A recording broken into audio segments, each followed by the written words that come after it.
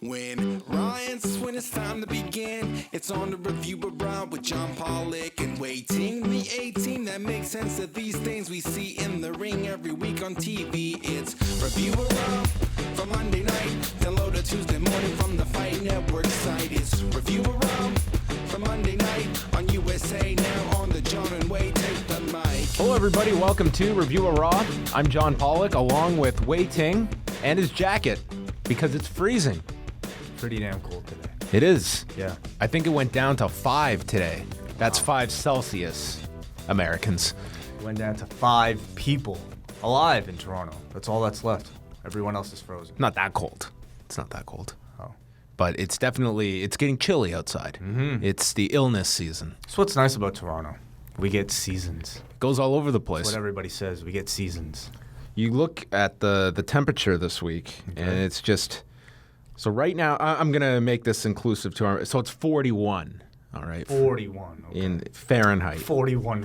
What does that mean? Yeah, you know what? Screw it. Celsius. Zero means... Celsius is way more impressive. Yeah, 5. Zero means it's cold. Low numbers means it's cold. It's 5. 41. But this week, we're going to see a high of 19.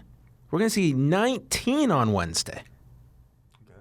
You know what? Honestly, I actually even have an issue with the Celsius system, okay? Oh. 0 should be human body temperature, okay? That's what 0 should be. Oh, it's 0. Oh, that means it's livable. This is good. We can enjoy ourselves. The further you get away from 0, whether positive or negative, the more uncomfortable you'll be. Doesn't that make more sense? Well, 0 is typically that's when it freezes. You don't understand what I'm saying. I'm saying we revise the system. 0, it makes more sense that 0 is neutral for humans. Okay. Yeah, that makes a lot of sense. Okay. Where do I submit? Well, let's start. You have right to come now. up with a name first of all. Like, You're great at that. Come up with I a was name. going to say Wacius, but that sounds Okay. Let's move on. sounds like another term that Jason Agnew coined for you. Maybe we should move on. Okay, well, we're going to go to... Hey, let's do a game right now, okay? In Celsius, I want you to guess what the temperature is right now in Portland, Oregon, the site of tonight's edition of Raw. At this moment? At this moment at 11:47 p.m. Eastern Time, keeping in mind that they are in the Pacific time zone and therefore it is 8:47 p.m. Gotcha. Okay. Which, can I just say how much I would love to watch Raw on the West Coast, and my night is ahead of me at 8 o'clock. Get out of here. I'm moving. What's stopping you? I'm going to Vancouver, where it's 11 right now, by the way. So I might have. Okay, Portland. Screwed us. Okay, well, you know, Portland is actually... I'm trying to think if Portland is more northern or southern than Toronto, because actually Toronto is pretty far south, because it's more southern than a lot of U.S. states. Yeah, I bet cities. you if you do look at the actual geographical point. Yeah, but Portland is next to the ocean, isn't it? I think. I don't know. I could be completely off. So my guess is... Well, it's the Pacific Northwest. So My guess is 10. It's 12 at the Pretty moment. close. I think I screwed that game up by giving away Vancouver's temperature. I think this. Oh, would've I been didn't even notice. Well, yeah. If you figure it's not too far off from Vancouver at this time. All right, so that's now we have set the scene. All of our Portland friends are now feeling very much part of this show. We have. Maybe we should do this game every Nobody week. listens. You guess the temperature Nobody listens to of us. the arena, Yeah, I don't the think proximity of where we're talking about. I don't think anybody listens to us in Portland. I think many people listen to us in Oh, Portland. you think we have a big Portland fan base? big wrestling area there? Oh, is that right? Yep. All right. Maybe, Well, I would love to visit Portland. Matt Farmer might be listening. Oh, okay. A former roommate of ours. I heard that Portland has like the most strip clubs per capita of like any city. Huh. But their strip clubs aren't like typical strip clubs. Their strip clubs are like all individual themed, and people just kind of go to them like they're just bars. Like the nudity is just kind of like not a big deal, and it's just actually like fun. So are they really strip clubs, or is it Fun just for the the whole cultural norm? Well, people strip, but like it's maybe less seedy, or maybe it's seedy, but maybe this one is actually kind of more of a like it's like pro wrestling. You know, maybe you have like the Shakara of strip clubs there, and then you have the Ring of Honors of strip clubs, and then you have like I guess the shimmer of the strip club. I don't know, but it's just like I hear it's like the strip club scene is like completely different.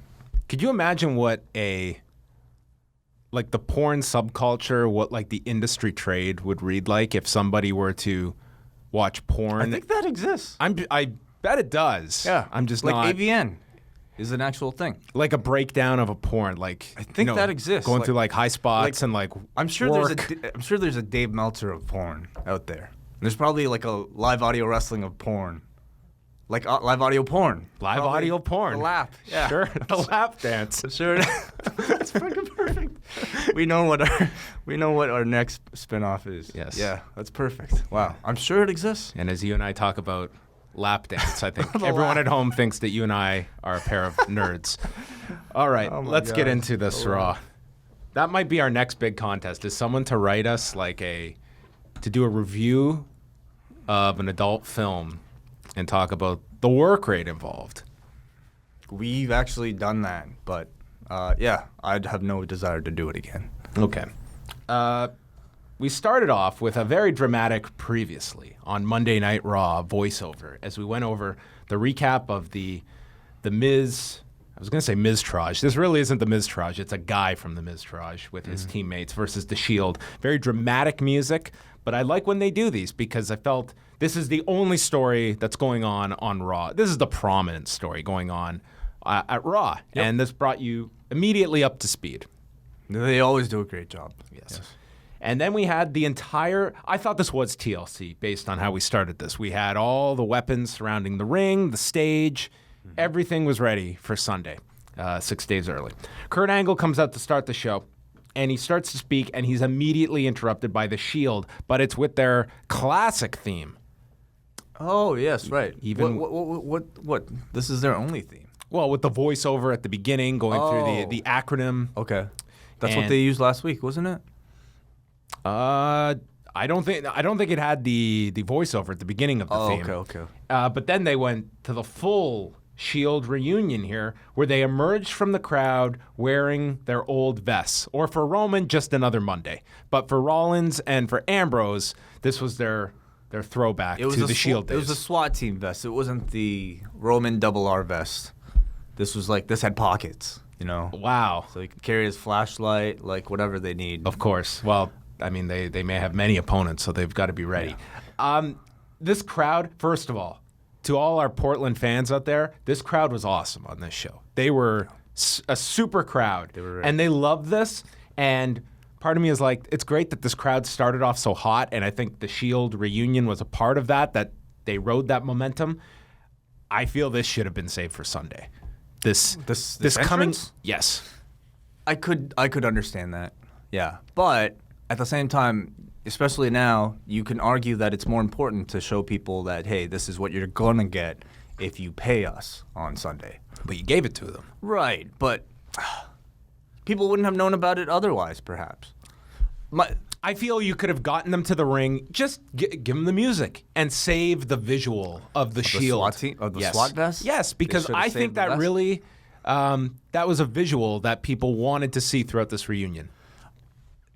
I don't think they really gave anything away that much here, you know? Like, do you think people are honestly paying to see them walk out of the crowd with their vests? I'm not saying this is a WrestleMania entrance, but this was something. This was something significant.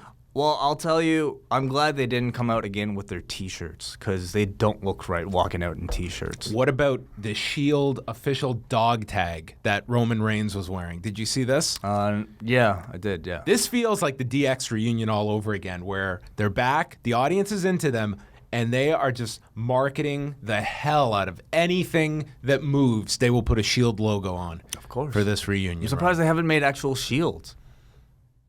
Sunday, there we go. Right, Maybe they will that's the bring thing. those shields that they ended up getting turned down, or they decided against using for their original debut. Oh, they were actually going to have shields? Or they came out with, they were supposed to have actual shields. Wow, really? Yes. So they can fight with, what is it, the Bludgeon Brothers and their hammers. Lots of stuff to build Yeah. Weapons match. So anyway, they come out, and the crowd's going nuts. They're chanting, "This is awesome," as they entered the ring. Kurt just hands them the microphone, and Roman says, "That was a good choice, Kurt, because when the hounds of justice come down, you either get out of our yard or we beat your ass." And Kurt just nods, and he leaves the ring. Says, okay, cool. And so he just stands on the floor for a prolonged period of time. Seth just tells Roman to chill out and mentions their first TLC match in 2012. They dominated, and ever since they dominated, but then it all came to an end. But now they're back and better than ever. And then Ambrose grabs the microphone. Ambrose was a brand new individual with this. They were all brand new. All these guys. Well, all of a sudden, it's like Dean the most. No, Roman the most. Like, it's all of a sudden feels like all of a sudden we were like hit with the Men in Black thing, and like we all forgot that we disliked Roman. You know, this crowd, everybody suddenly thinks he's cool again. The big question is Sunday. Maybe what they're saving is, people mentioned this online, are they saving the big reveal of Seth's blonde streak in his hair? That's what people should be paying for? That's what's going to show up. I'm so glad they didn't give that away. Maybe Roman will get one too. Yeah, and sure. Dean can do something. Pink. Remember what he had, like, on that dark match that he had on Metal or something? Oh, yeah. Yeah, all right. Yeah. So Ambrose cut a very serious promo. He says, there's no force of nature on earth as powerful as the Shield, which he maybe chose the worst 30 days in history to make that comparison. I would say so. And he doesn't regret saying that they would take on 4, 5, or 6 people last week. He wants to throw down in Portland tonight. And then Braun comes out, along with Miz, Cesaro, and Sheamus. Angle's still there. And he says to save it for Sunday, tonight's Raw will make history. And says that everyone's got to stay apart because tonight we have a tag title match and Strowman and Reigns in the cage. And Michael Cole says that tonight's Raw is, quote, shaping up to be one of the great Raws of all time. I don't know why the need to say a line like that. Does it make you any more excited to watch the show? And if it doesn't come true, then you just hurt your credibility. Like, was it even justifiably worth saying something like that? Roman versus Braun in a cage match. Okay, great. What are you contending with? Some of the best Raws of all time. Well, of the roughly, let's say, I don't know, how many Raws have there been? 1,300 or so? Could you have said this is shaping up to be one of the top 500 Raws of all time? You could probably say that. I bet you may. Sure. Who's counting the top 500 Raws of all time? Who's ranking that? I'm sure you could say it, but it doesn't sound impressive. Sam's going to do it before the end of the show. Start off. But it's like that I thought was an over-exaggeration, just a bit. But the one that definitely takes the cake is when Dean said that there is no force of nature on this earth that is as powerful as the Shield. Pretty ill-timed statement. Just not true. 1,272 episodes of Raw. Mm-hmm. This was 1,273. So maybe this was a top 400 show. Okay, sure. I thought a good opening segment, really kind of the highlight of which was the incredible reaction for the Shield from this crowd. And it just shows me, like, wow, this is what you can do with a bunch of old items lying around the house. You know, put them together and put a SWAT vest on them, and they're just brand new again. Everybody loves them. Yeah, this was like flipping a house. Yeah. And selling it for a nice profit. We will find out on Sunday if they do make a profit off of this. But this was a very strong opening segment. And also, when you look at everyone who is focused upon in this main segment, it's all guys. It's relatively young guys. It's all men. It is all men as well. Yeah. Not that that's a positive. But anyway, it's all of the kind of the youth of the guys that are carrying the show at the moment. It's not people that are back and are part-timers. It felt like stars that you were watching, in particular the Shield. I guess they don't really have much of a choice. You know, Brock's not supposed to be back. Cena's gone. But that's a testament. Like this, I think a year ago feels like a period of Raw where you're waiting for the stars to come back. And these are the fill-ins that are just getting you through the shows. Certainly. And that's not what this show felt like, built around these 7 guys. Well, I guess the lack of the appearance by the Shield as an entity has kind of turned it into something on the status of a Brock Lesnar or The Rock or John Cena. You know, it's this thing that we thought we'd never see again. All of a sudden, they're back. It's like Rage Against the Machine getting back together. Exactly. Yeah, I was going to make that analogy. Elias was inside the ring with Carl Anderson and Luke Gallows on stools. And Gallows and Anderson warm up their vocal cords, and then they proceed to sing the Honky Tonk Man's theme, The fans booed this. Jay And- was going crazy at home. Oh, I can't imagine. Elias said he liked it. And then they go to start singing their song, Jason is a Nerd, to the theme of the Kurt Angle theme. Yes, which maybe they were singing as Jason Agnew was doing the Honky Tonk Man dance at home. The whole thing was about Jason Agnew. Yeah, you know what? I thought Gallows and Anderson doing their warm-up, really funny. I'm really glad, I hope that those two get to show their senses of humor a lot more, because that's really, I think, the Without biggest stealing selling any point. testicles. Yes. Because the last time they got to showcase their comedy, it was none. But I thought a bit of that was funny, you know? The testicles or this? No. Oh. The warming up. Okay. But I kind of felt like maybe, the themes didn't really hit. Jason Jordan interrupted Jason as a Nerd. And out came Team Unleash Your Warrior as Jordan, Apollo, and Titus came out with identical shirts. Somebody has to do shirt duty. Yeah, these guys were on shirt duty. Yeah. And we had a 6-man tag. There was a flying clothesline by Jordan. The Babyfaces cleared the ring. After the break, they had the heat on Apollo. And he eventually makes the tag to Jordan, who fires up, hit a belly-to-belly. Elias made a save. Everyone's in. Apollo's tossed out. Jordan hit a pair of spears. And then Apollo tagged in to hit his spinning sit-out powerbomb to pin Carl Anderson. And I will say, watching this, the tag team, and we had talked about Jason Jordan maybe just being paired with Matt Hardy. I feel Jason Jordan and Apollo Crews could be a really fun team together if you're simply just looking to pair Jordan with someone. I mean, he doesn't really fit any slot at this point. That I thought those two specifically stood out in this match, and Titus just stay out of the way. I mean, I think it's, it's something for Jordan to do. I think Apollo plus anybody would be a good tag team. But I get the sense they're pairing Elias off with Jordan on a singles, and maybe the club with Titus. Next, we had the Asuka promo, and Renee spoke to Emma backstage. She's sick of hearing about Asuka and all the attention that's been given to her. She's a social media superstar. Alexa walks in, agreeing with everything Emma says, and that she started the women's evolution Single-handedly. Single-handedly. So the fact that they state single-handedly, like everybody knows Emma had that match with Paige, right, in NXT. I don't think anyone remembers that. Well, Emma's whole gimmick is that her claim to fame, she claims that the Women's Revolution started with that Emma versus Paige match in NXT. But the fact that she says she single-handedly started it, do you think that it could lead to Paige coming back? Oh, yeah, that could definitely be something. I would bring that match up, though, on television, because I think the vast majority of your audience has either forgotten or is not aware of that match. And they should bring that up. And it also gives Emma some actual concrete, some substance for her promos to justify her character, that she believes she did start this before all the women were called up to the main roster. It was her and Paige that started this. And yeah, it's a perfect door to bring Paige back in. That is a good idea. So Alexa then suggests that they team up tonight to take on Mickie James and a partner if she can find one, suggesting if Betty White is available, and also stated that Mickie body shamed her last week by calling her biscuit butt. Biscuit butt. What is that an insult?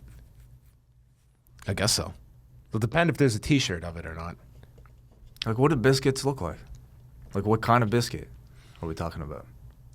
Well, I mean, I don't know, a cookie. Yeah, but cookies come in all sizes. You have to be more particular. How big do you really, how big of a cookie have you ate in your life?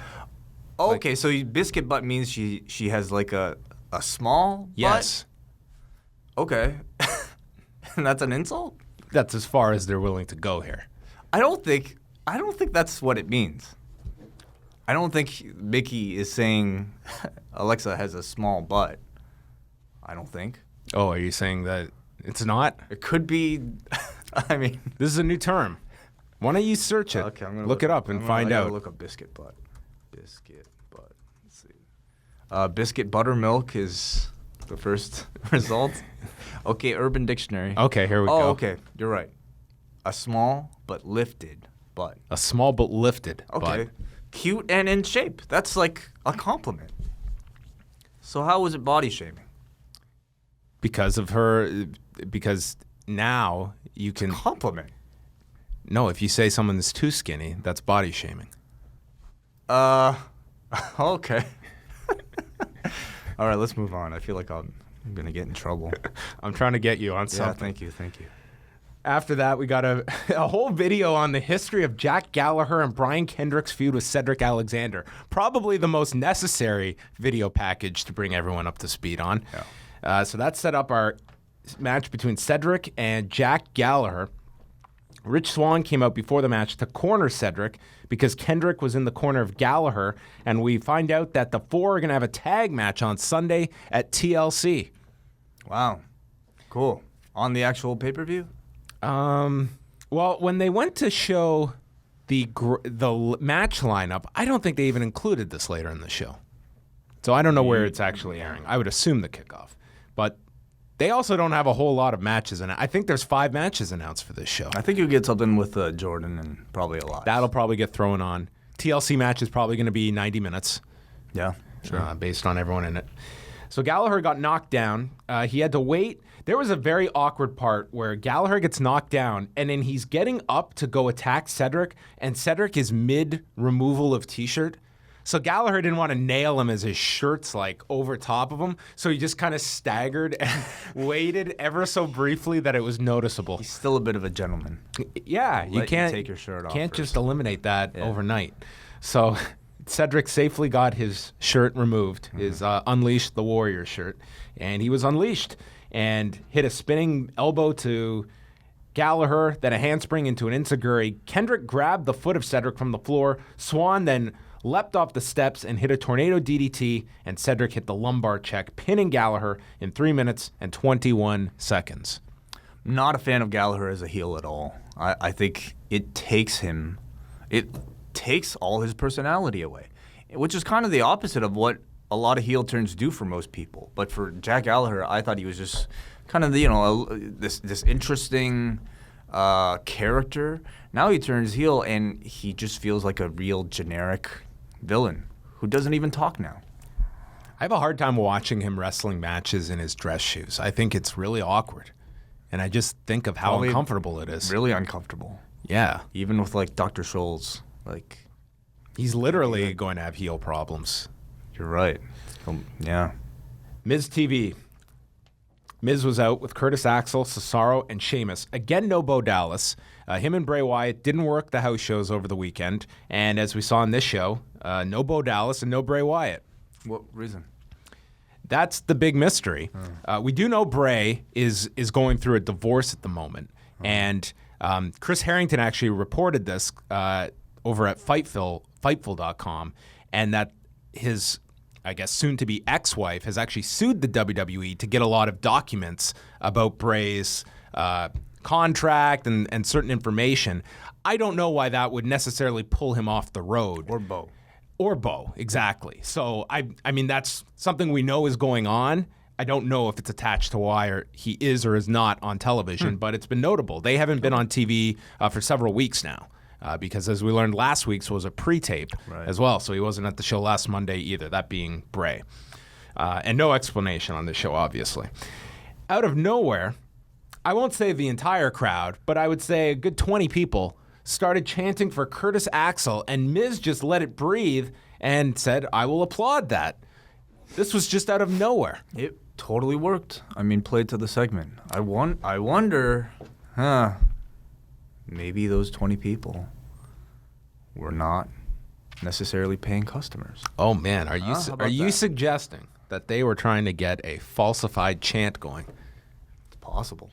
Well, Cesaro cut a promo again with his mouthpiece in, and do you ever watch South Park? He sounds a lot like Shelley Marsh. Oh, exactly the reference I had. That's the first person I thought of tonight. Totally. And that's why I love it.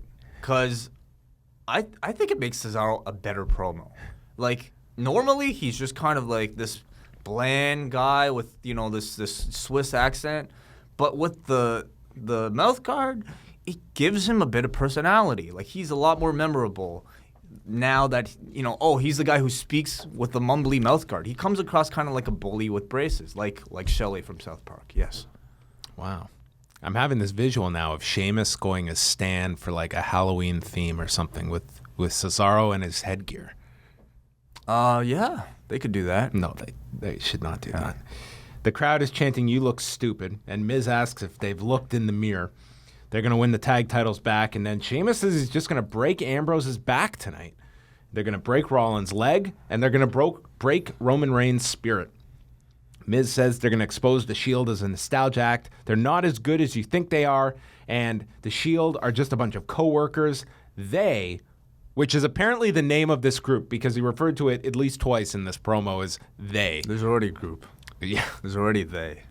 And I don't think they own the rights to it. They are family, Miz says. Well, I hope this group that has come together in the last 2 weeks. Yeah. I hope it's not they. I don't think it is they. But I do wish they did have a name, a catchier name. Do you actually think it's they? No, not really. I think that was. Oh, sorry. The TNA thing was them, wasn't it? It became immortal, but it was they are coming. Oh, okay. And then what was the sign that they had when they finally did the reveal? And it was someone had a sign, and it was like the wrong "they are," and it was just a grammatically incorrect sign that they used. Anyway, Braun comes out. He says he would have. There we go. They're here. I remembered it. THERRRE. That was on 10-10-10. Oh, great. Awesome. Braun is out. He says he would have shattered the Shield tonight, and none of them could have stopped him on their own. He's going to break down the Shield until they're done and gone forever, and he will make them lock the cage door shut tonight so Reigns can't run. Miz says the Shield is not a match for this. And that could have been the name of the group too. This? Yeah. Wow. Says they are not a match for this. Can't touch this. Yeah. Lots they could do. Yeah, well, whatever the name of the group, I think Miz is a fantastic leader, great mouthpiece for the whole crew. Especially heading into Survivor Series, you could expect this group to stick around. They should definitely. I think, the Curtis Axel fits here. I don't know whatever happens to Bo, but this is just such a stronger group for the Miz to kind of head. Absolutely. And I don't know if you necessarily keep Braun with this group. They might just sever him off. But Cesaro, Sheamus, Miz, and Axel too. I think this is a group that should remain together post TLC. Yeah. And from there, we had Miz do his "really" line that really got the crowd riled up and said that line was nostalgia and he can throw it away just like the Shield. And brings up Dean mentioning they'd face 5 people if they had to. So he says, we're going to take you up on that offer, and goes to announce the next participant as the crowd is chanting Curtis Axel, which they played right along. Your theory might be right, because this was just too perfect. Too perfect. What would you expect the Curtis Axel chant? And they got a perfect one in the segment. I mean, this really did fit. And then they get interrupted with Kurt coming out and says he never agreed for a 3-on-5 match. Miz tries to play to his integrity, stating Dean stated so and is holding him to his word, and says that if they want a 5th man, then Braun is going to have to win the cage match against Roman tonight, but if Braun loses, he's out of the match. And Kurt ends the segment by stating everyone is banned from ringside for both the steel cage and tag title matches, which Kurt would reinforce vigorously tonight. I thought it was a good stip that they designed to raise the stakes of an otherwise throwaway TV match. When you really think about it, it kind of telegraphs the finish because there's no way they're going to go back to 3-on-3. But in storyline, I thought it was a totally logical thing for Kurt Angle to do. And the natural mystery from now till the end of the show of who would be the mystery person, and they did a really good job of building to it. Sasha Banks versus Alicia Fox. Fox got a promo beforehand saying she never tapped out last week. She was scratching her nose, and she should have been the one to face Asuka, which there's part of me that would have loved to have seen that. You will see that match at some point. That will happen. You're right. Maybe on Raw next week. Yeah. And asks where her T-shirt is. And the answer is on WWE Shop because they released her shirt this week. You're kidding me. Dude, you have to go. Shirt. Okay, you've got to see this. piece of garbage. The Alicia Fox, Crazy Like a Fox. And look at the price T-shirt? tag on this. Look at the price tag. It's $36 Canadian.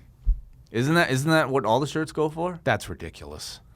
Well, I mean, I guess the dollar's not doing... Oh, my God. Why are some of these more expensive than others?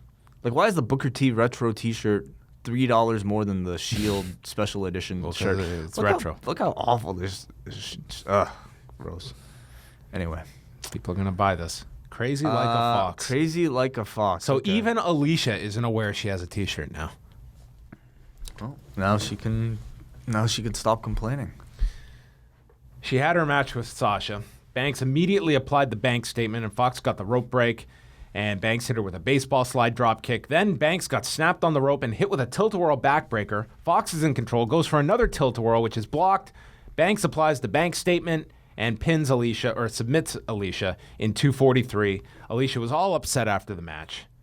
Not much to this. Not much, but really great torque on the Banks statement, taking advantage of Alicia's long body and flexibility. Her Foxability. Charlie interviewed Sasha backstage and then gets jumped from behind by Alicia. And Alicia repeatedly throws her into the equipment. Fox is killing her when referee Derek Moore gets to speak. Fox, what are you doing? And then Alicia shoved down Derek Moore onto the floor, and she was taken away by officials. Alicia's yelling is piercing. Piercing, yeah. But I don't care what anyone says. I love Crazy Alicia Fox. I think not because it's like she does such a great performance of like this crazy person. I just get a kick out of like this somebody telling this woman to go on live TV and act like you're crazy. Just whatever you think that is. Just go out and do it on live television. And she does it. It's amusing. Go hit Nia Jax with a box.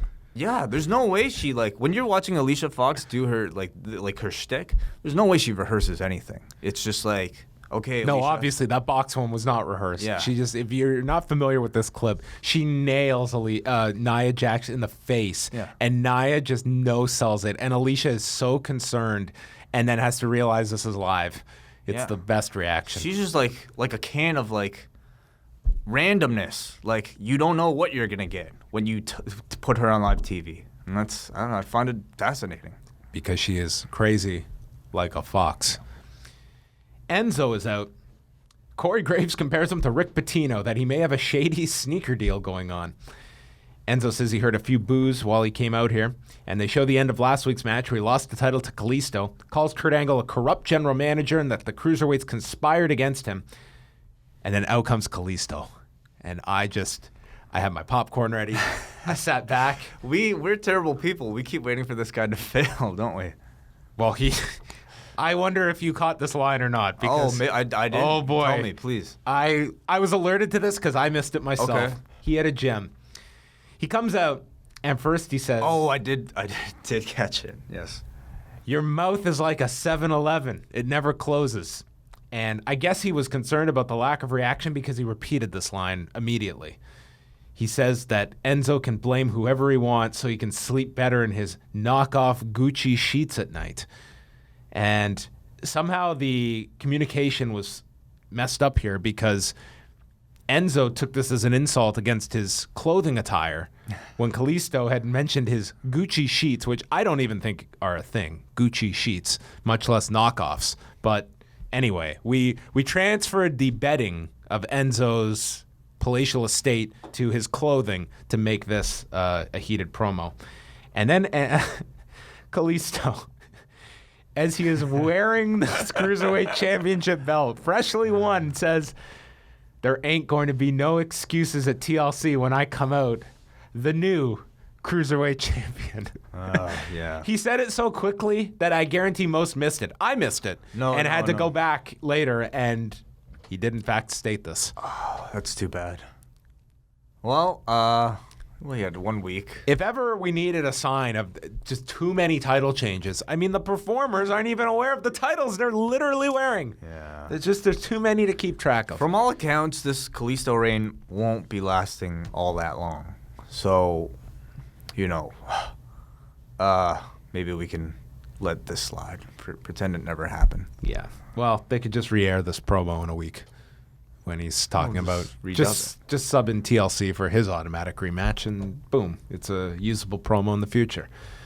Enzo says he has money stacked taller than Kalisto, and he's earned his money being a star, and then says how Kalisto's on the tracks and sees the light at the end of the tunnel, and the Zo train is coming. And as he says the words choo-choo, Noam Dar, Tony Nese, Drew Gulak, and Arya Daivari jump Kalisto from behind as Enzo chants, "You deserve it," makes fun of his mask, and eventually Mustafa Ali runs down, takes out all 4 of the cruiserweights minus Enzo, but then gets nailed from Enzo, and everyone gangs up, and Ali and Kalisto are left laying with all of the guys nailing their big spots here on on Kalisto and Ali. And Michael Cole stated he was confused because he thought the entire division was against Enzo.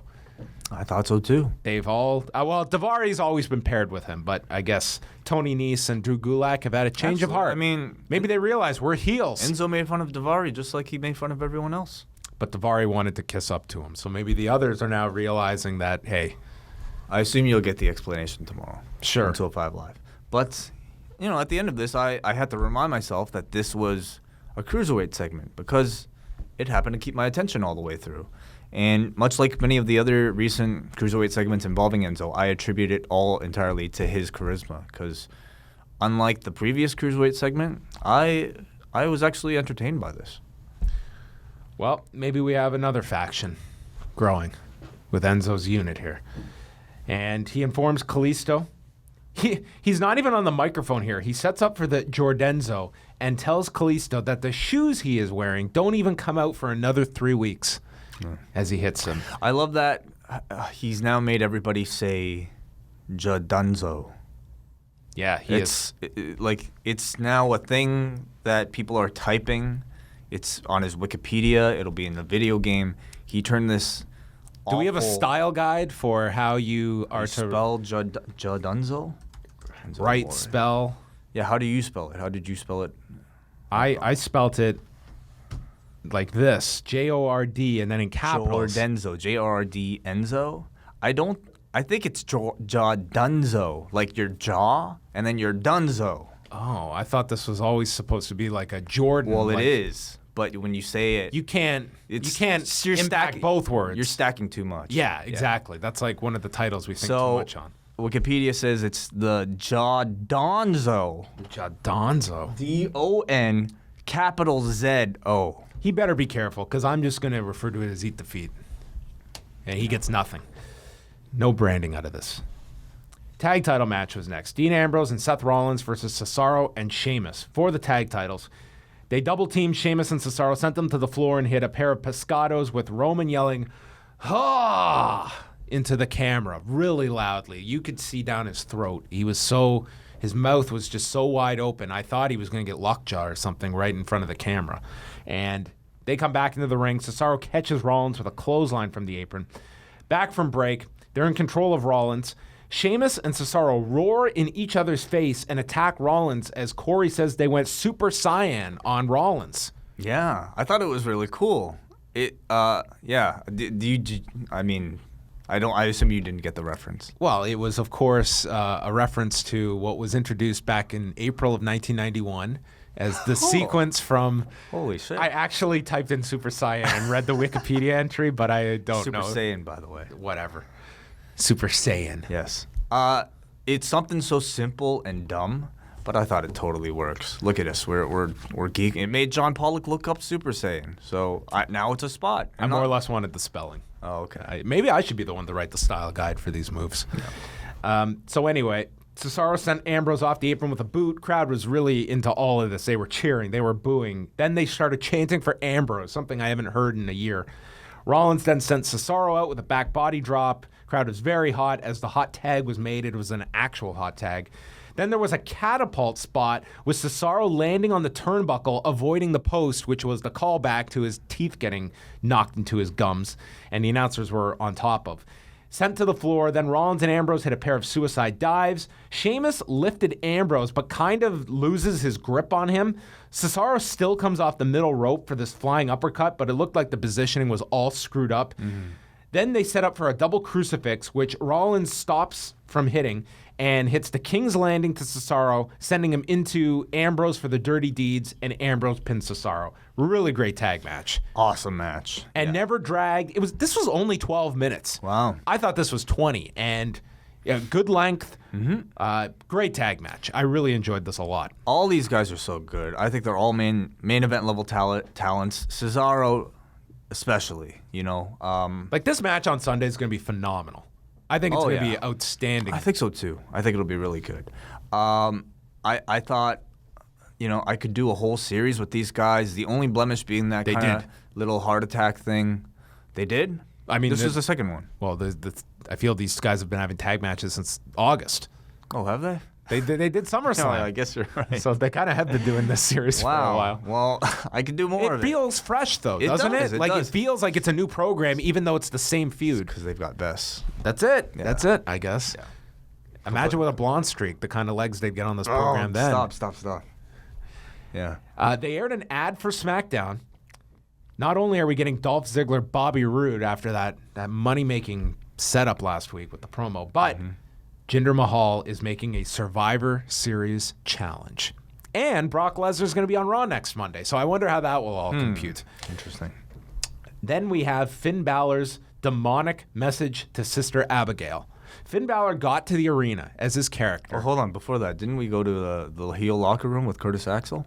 Yes, we did have that. Curtis is giving a motivational speech to Cesaro and Sheamus and state that they have to stay strong for Braun because Curtis is going to be the fifth partner because Sunday it's in Minneapolis, his hometown, and he wants in the match. Braun walks in and Curtis tells him that life is all about moments. His moment at TLC hinges on Braun winning the match. I need this. I want to fight. In fact, he wants to go fight Roman Reigns this moment. So Braun says, go find him. And then Axel cowers and says he's not even dressed for it now. And they call him afraid and state that their fifth partner wouldn't be afraid to take on Roman Reigns. So Curtis Axel leaves in search of Roman Reigns. It actually kind of made me want to see him in the match. So then we replayed Bray and Sister Abigail's segment from last week that I fast-forwarded through. I was not living through that one a second time. Finn comes out. Now, as I was making my point earlier, in the world of the WWE Universe, Finn Balor, the wrestler, the professional wrestler by trade, got to Raw, or he contacted Kurt Angle over the weekend and said, Kurt, I know it's a very packed show. I know this is shaping up to be one of the biggest Raws of all time. But please, I need 10 minutes. Okay, Finn, you're a former champion. You know what? You want 10 minutes on the show? We will allow you that time to speak to your Balor Club. I'd love for you to tell us what the Balor Club is, but if that comes about in the 10 minutes, bonus. What exactly will be your message? We need to promote this. Well, you see, Kurt, I'm having quite the struggle with Bray Wyatt. And Kurt, to be honest, I don't know what I saw last week. I don't know if that was Bray Wyatt. So I have crafted a message with some power statements inside. But it's not going to be any message, Kurt. I am going to deliver on Monday a demonic message to Sister Abigail. And I would like you to promote this with a graphic going to break. And because it says demonic message, I think the font should reflect that. I think it should be yellow, kind of cursive, like it's in flames, because, Kurt, that's where my mind's going. It's going to dark places. Like the Misfits logo. Yeah. All right, Finn. Are there any other requests? Yes. I will need an extreme close-up shot, and then I am going to morph in real time back and forth between my two personalities. Kurt, are you still there? This is the segment that was crafted by Finn Balor. Oh. And that's what we got here. Finn stating that Bray has either lost his mind or outsmarted us all. If he's getting paid and not working, he has outsmarted everybody. He says when he was a kid, he read about the Celtic Festival of Samhain. Yes. Yeah. Like we all have. Yeah. I was so intrigued. He says it was a night where the dead would rise and monsters walk the earth. It's like, is this Halloween? Is that what he's referencing here? Is this the Irish version of Halloween? The Festival of Samhain. Yes. The Celtic Festival of Samhain. And he thought they were just stories. But last week, however old this man is, 35, 36, he saw Sister Abigail and realized that these children's stories were real. And he felt Sister Abigail's presence. Like we've established, Bray wasn't at the arena. And Finn has his own tricks as well. He says he will slay a monster with a demon of his own. And his demon has no fear. And then we go in close and tight on Finn as his face morphs into the demon with paint. And then we go back and forth in between Finn Balor sound bites. And he ends it by stating the demon is dying to meet you, Sister Abigail. Run. And that's our match for Sunday. The demon versus the woman, the dead woman, the dead alter ego of Bray Wyatt, where we are going backwards to the demon character that this feud has already achieved. Different demon, though. Oh, it's a different demon? This is the Celtic Festival of Samhain demon. Oh, my God. Well, this has sown the seeds for the worst feud of 2017.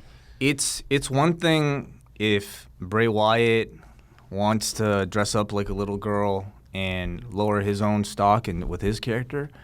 It's rather unfortunate when Finn Balor gets dragged down into it all, too. I think they make him look so much less cooler when he buys into all this stuff. Is this demon a woman that he's conjuring? We don't know. I think they're genderless. Finderella? I don't think they identify with any gender norms. Okay. But man, like having Balor like sell for this Sister Abigail thing just makes him look like such a dork. And then they cut to the pre-tape with their really shitty wave transition that I don't even think you can get that in Adobe Premiere anymore.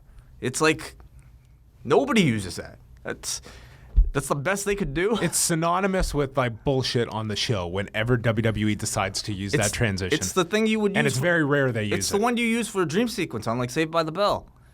Anyway. It's also the one when Vince McMahon wakes up and has a Linda for when she was running. Remember that? And they go to this dream sequence in the hospital bed with Vince McMahon. No, I don't remember. Oh. They should have done this reveal of the new face paint. Shot off-site in a totally different setting, far moodier lighting than this. Instead, what did this look like in the ring to the live crowd of this guy just I guess he was just staring into a camera. No, this was a pre-tape. I'm positive. But he was in the ring, though. What's he doing during this time? Yeah, I think this was a pre-tape before the arena. Otherwise, they wouldn't have shot up to avoid the crowd. You know what I mean? Okay, but where does Finn go? Because Finn was out there in the ring. Probably just went to the back or some shit. I don't know. I feel you would have at least faked it, like he's standing in the ring. I guess he would have faked it. Because you got to show this on the screen. Sure, whatever. But the idea to even try to trick people into thinking this was all live, I think the new paint should be cool. But their delivery here made even that look like a disappointment, you know? So he bought new color face paint. Is that really enough to justify another match? The problem with like it's orange. The problem with doing something like this is that now you're expecting both Finn and Bray to drastically change their in-ring styles. And I think that's perfectly fine if this was Power Rangers or like Dragon Ball or Pokemon, where like characters constantly evolve and actually can demonstrate more powerful weapons and you know skills. But in wrestling, how much can somebody really change their style?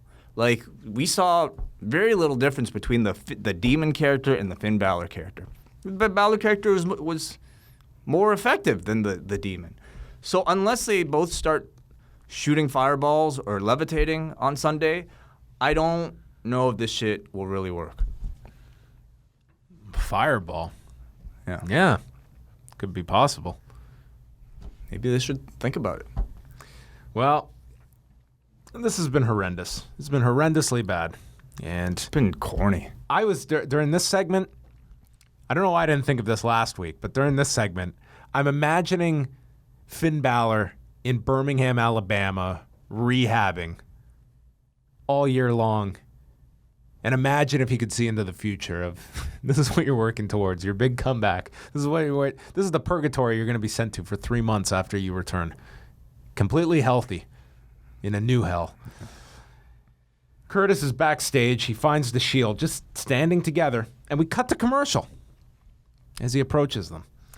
They mentioned WrestleMania tickets on sale November 17th, and then Miz is with Braun, Cesaro, and Sheamus in the locker room and asks where Axel went, and Sheamus said he is single-handedly destroying the Shield, and Miz is very concerned and leaves.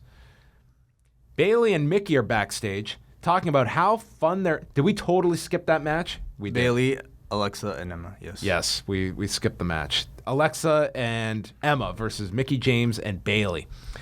Michael Cole notes that Alicia Fox has been fined an undisclosed amount for shoving referee Derek Moore. So Bayley hits a neck breaker in the ropes, and then Emma pulls Alexa to the floor, and they have a face-off on the floor as they go to a break. Emma then stops Bayley, dumps her on the floor, kicks her into the barricade. They keep Bayley isolated. Alexa's taunting Mickie. This allows them to double-team Bayley as Mickie tries to get inside, and the referee stops her.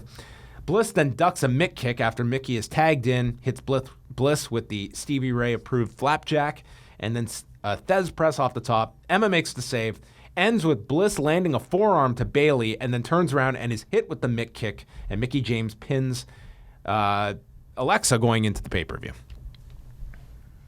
This was a match. Kind of a sloppy match. Yeah, and this was long, too. This was like 11 minutes or so. When you consider that Raw tag title match was a minute longer. Then we go backstage, and Bayley and Mickie are talking about how much fun this match was. And then Charlie walks up and just wants to interview Mickie. It's just, shoo. See you, Bayley. So Bayley just hugs her and leaves. So this could be her Sami Zayn moment. Oh, yeah. She's going to turn on Charlie. So Mickie is asked about Alexa's comments about her veteran status because Charlie doesn't want to say old. So Mickie says she's proud of who she is. She has a 3-year-old at home who means everything to her, and one of the greatest feelings of her career would be taking her title home to her son Donovan. And she will have the last laugh and whip that biscuit butt all over TLC. Mm-hmm. I thought this was good. Bringing up her son, Donovan. I think it was probably something that maybe could have been even introduced a bit earlier. I think they've done a decent job of bringing Mickie up from, pretty much an obscure, or at least not pretty bottom of the rung female talent on Raw up into contender status. But something like this, I think, would have really been good to combat all the old age things. Here it kind of felt like this was a sympathetic line that they wanted to fit in at the last second. Like, oh, by the way, guys, this really old woman, she's also a mother, so that's why you should like her. Miz then finds Curtis Axel, and he is not just beaten, he is hanging upside down from a forklift. This was shades of a Crush at WrestleMania 10. Oh, I thought you were going to say this was shades of the Cali cartel. Oh, it would have been a lot worse than that. They open up a refrigerator, and there's Curtis Axel all over the place. And Miz asks if he saw who did this to him. Miz not watching Raw, I guess. Unless we have a mystery attack. I hear hanging upside down is actually good for your spine. Maybe, yeah. It decompresses your discs. Well, then they did him a favor. Enzo and Arya Daivari are going to take on Kalisto and Mustafa Ali. And then we have Jack Gallaher against Rich Swann on 205 Live Tuesday night. Axel's being treated, and Renee asks The Miz, what are you going to do? And asks if he can find a replacement if Curtis Axel is out. Miz says, I think the world of Curtis Axel, but he was never the fifth man. Ooh. Now everybody wants to see Roman lose. Oh, man, the fifth man. They were probably thinking, is Hogan, this is the return. It's the third man, now he's the fifth man. Third and fifth man, right. Yeah. So anyway, I thought this was great because it set up your mystery for the main event. Mm-hmm. I think everyone assumed that this person would be revealed, and that's always a great hook to have. And unlike the past month, this show was built around a 3-hour show and putting your biggest thing in the main event, which was the Right. cage match with Roman Reigns and Braun Strowman. Absolutely And right. was a much easier show to watch, and it was a pretty hot show as well. So I think a lot of factors were working for this. Cage match. The Miz comes out and he's on commentary. Match begins. They go through a commercial break. Reigns is fighting back and he hits a Samoan drop, and then he goes to climb the cage when Cesaro and Sheamus are running down. They climb the cage to stop Reigns from exiting. So then Rollins and Ambrose run down. So all the people that are banned from ringside are ringside. Miz was on commentary, and I thought he made a great point. He asked why Roman was climbing first, by the way. Like, why does Roman want to win this match? The Shield did claim that they could beat them 5-on-3. So, and why would, so Roman... No, he's scared. Look at what Braun's done to him. Exactly. So, I mean, I like the stiff. I have no real complaints about the stiff, but Roman climbing... Him climbing did not make sense. Kind of makes him look like a coward. Well, Maybe maybe climbing so early, maybe like towards the end of the match after you've already beaten down this Braun Strowman. Yes. So everyone's out. Then they all brawl backstage while Reigns and Strowman are left inside the cage, and Miz gets up and leaves the commentary booth. Rollins is using a chair, and they fight through this garage door, and then the Miz appears, lowering the garage door to lock them out of the arena. I can't tell you how many times we have talked about attack angles. Hell, we talked about it when Reigns was getting beaten down by the Miztourage. Where's Rollins? Where's Ambrose? And here, they go that extra step to explain why they can't come save Roman later in the show. We shouldn't be applauding them so much for just little details like this, but when they do it, it just makes it... The fact they're thinking like that is reassuring to me. Well, I thought it was far more necessary for this because they're officially a team. That attack, they weren't. Okay, but I can go on many examples where they do this, and a guy's getting pummeled, and it's, this guy has no friends in the back. The point is, if we're going to dismiss and say, oh, you're nitpicking there, well, they weren't nitpicking when they thought of this. They clearly thought this out. No, I thought this was very necessary. Yes. So I like this a lot. I'm trying to give a compliment here. How dare you? Miz then returned to commentary. Reigns hits 2 Superman punches, goes for a spear, but is pressed up in the air, lands the punch anyway, and gets a 2 count. And then Reigns is in the corner, setting up for the spear, when all of a sudden Pyro goes off, and Kane's kind of updated theme starts to play. This was updated? This sounded like they slightly altered this. Oh, okay. And Strowman splashes Reigns. Reigns then spears Strowman, and Kane comes up through the ring. And it's the mayor of Knox County. The mayoral candidate. Oh, sorry. Yes. And Kane stops a Superman punch and chokeslams Roman twice. Strowman hits a power slam. Kane hits a tombstone, which I think was very deliberate. Yeah. And then another power slam. I mean, they did everything but shoot this man with a gun before they had Strowman pin him, which, I mean, if they really wanted to avoid pinning Roman, I guess they established Braun could have walked out the door, but they chose not to do that. They chose to have Roman pinned here. And Miz announces the 5th member of their team is Kane, which I think surprised a lot of people. Yeah. This seemed tailor-made for Samoa Joe. Oh, really? Because he's healthy. He was even advertised for shows over the weekend. He didn't work them, but, I mean, he's very close to being back. Oh, okay. I think that's who most assumed. So Kane was, I thought, a legitimate surprise. And the fact is, you did the tombstone on Reigns. Yes. And I think that alone gives you a logical reason for this. On top of that, he feuded with the Shield when they first were a group, when Daniel Bryan was teaming with Kane. Yeah, I believe you. Okay, well, anyway. I have no recollection. Anyway, totally I think the believe you. tombstone was the main connection here. But anyway, it's Kane. This was sweet. Yes. And it's a match that he'll be well hidden in and is not being asked to do a lot. If this were setting up Roman Reigns versus Kane, I might have a very different opinion. But in this match, where there are now 8 bodies, you can have Kane occupy one of them. Perfectly great use of Kane. I mean, here's the arc. They started with the Miztourage, and they ended with a team of 5 against the Shield that includes Braun Strowman and Kane. So I almost feel like the heels have to win on Sunday. How did they not? And then I would assume that this team would stick together and go on to Survivor Series, where maybe the Shield will get 2 more members. It's kind of perfect timing for a 5-man team, isn't it?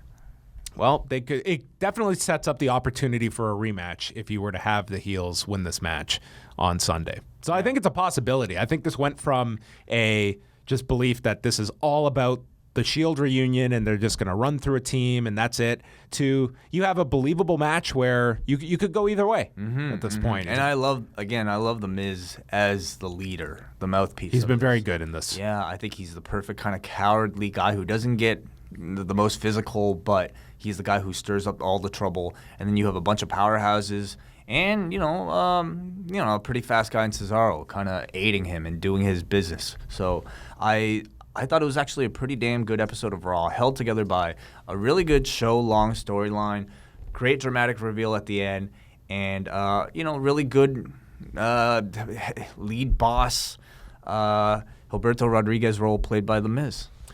Yeah, I thought this was a really, really good episode of Raw. It's one match that has been promoted, essentially, for maybe you can argue Alexa and Mickey, but really this is a one-match show on Sunday. Yeah. But it's a really good match. Just looking here at the card, this is what we've got listed so far. We have the TLC match. Then we have Finn Balor versus Bray Wyatt. Kalisto versus Enzo. Asuka versus Emma. Alexa Bliss, Mickie James. Brian Kendrick and Jack Gallaher against Cedric Alexander and Rich Swann. And on Wikipedia, at least, they are listing... Did they announce Sasha and Alicia on the show? I don't think so. Well, that's listed on the card here, which makes sense based on... They might have actually. So... Anyway, there's varying degrees of intriguing stuff on this show. Yeah, I mean, certainly the main event, I think, will be a very good match. Interesting that they decided to go with the only one stipulation match this year. I don't mind it. I think it's a positive. There's nothing else on this card that even warrants it. If they threw in like a ladder match somewhere, I could see that, maybe elevating the show a little bit, but people are going to tune in for the Shield reunion and maybe Asuka's debut, maybe. But. Yeah, so... You can tune in probably at 9:30, 9:45, and you're good on Sunday Maybe night. they'll put the match first. They could do that, too. No, they won't. All right, well, that's going to wrap up the show. Don't you want to see Finn Balor's new paint? And I think a sick curiosity will be for people to see Bray Wyatt as Sister Abigail. Yeah, there's something to that. Yeah. All right. That is it, everybody. We are going to be back on Wednesday. We are going to be chatting SmackDown on Wednesday because it is Review of SmackDown and Jinder Mahal's big Survivor Series challenge that he's going to lay out, as well as Bobby Roode and Dolph Ziggler. So that's coming up this week. All of our regular shows are up this week. Some notes. We've got Gegard Mousasi joining me on the MMA Report. He's making his Bellator debut Friday night. And then on Friday, it's Review Away. And we are doing a special review, not of a specific event, but rather a series of matches. We will be reviewing the best and possibly the worst of War Games. Definitely the worst. Will be covered in this. But maybe some of the best too. So this is a pretty full look, or at least as full as we can, in 4 matches of the history of the War Games match. And you can find out what those matches are at lawradio.proboards.com. Yes, they are all listed. You can leave your feedback and questions.